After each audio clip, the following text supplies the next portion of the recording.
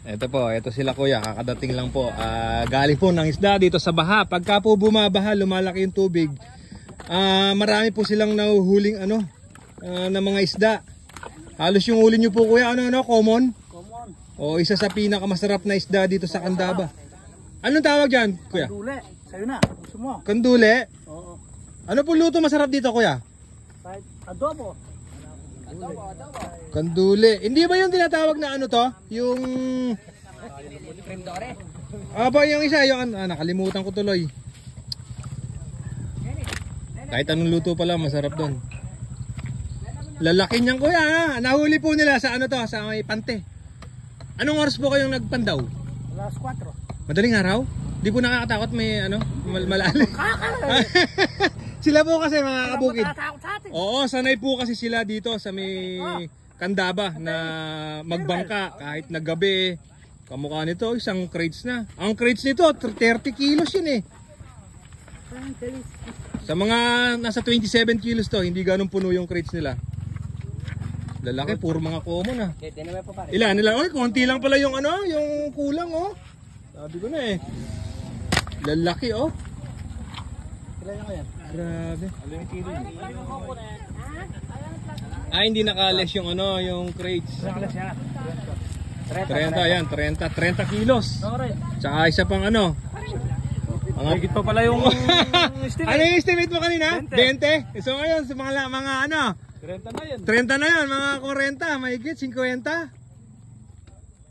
Ang daming huli mga. Ilan po yung gaano po kahaba yung panty nyo, yung pinanguhuli yung isda? Yung isa hanggang doon sa tricycle kaya hanggang dito? Oo, kaya lang marami, mayroong mahigit kulang 50. Yun. Dito po kasi nagpupundar sila ng ganon para pagka halimbawa ganito, may malaki yung tubig kahit pa paano meron silang mahuhuling pang ulam. Tapos not passable po ito po mga naka-standby dito, hindi po makadaan. Papuntang San Fernando, tapos dito po papuntang San Miguel, Bulacan. Not passable po sa mga solid followers natin, sa mga sumusubaybay sa akin, mga kabukid. Not passable po. Pero yung mga yung mga nagtitindang isda nandito po sa dulo ng baha. Sa lahat po ng mga nagtatanong kung may isda, ito po, meron po. Si Ate Ganda nandito po, yung kahapong nagtatawid ng ng nasa banyera, nagtatawid ng nagtatawid ng tao. Kaya lang ayaw sumakay sa kanya. Wow, natatakot. Bakit? Ano po? Ano po? Dali mo to. Ay, kuya, wag na po. Salamat po. Thank you po. Wag na po. Dali mo!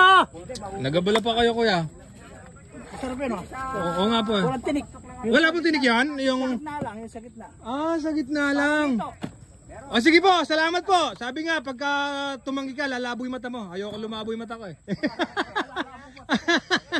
Hindi. Oo nga, sige, salamat. Magagalit si Lord sa'yo. Pangan yan. Supot ka, supot. Opo, salamat po. Ito po, madami tayong mga customer ngayon Opo, salamat po. Nakakahiya naman Si Ate Ganda Ate Ganda. Ay, kadaming kadaming common. Madami tayong Uy, pre, kilala ko kayo. Suki nyo ako. Hindi nyo ako natatandaan. Nagsakin nyo ako nagpapavulcanize. Oo, lagi ako napaplat mga kabukid. Sa kanila ako nagpapavulcanize. Ito, sinakay ko pa to sa Petron. Natatandaan mo ako, pre? Natatandaan pala ako. Akala ko hindi. Dumayo kayo dito, bibili kayong ulam. Oo nga, ito. Madami. Kami rin, hindi pala makadaan. Opo, hindi. Malalim po, hanggang dibdib. Ito, nakadaming common. Yung isa sa pinakamasarap na isda, mga kabukid, dito sa may Candaba. Nandito po.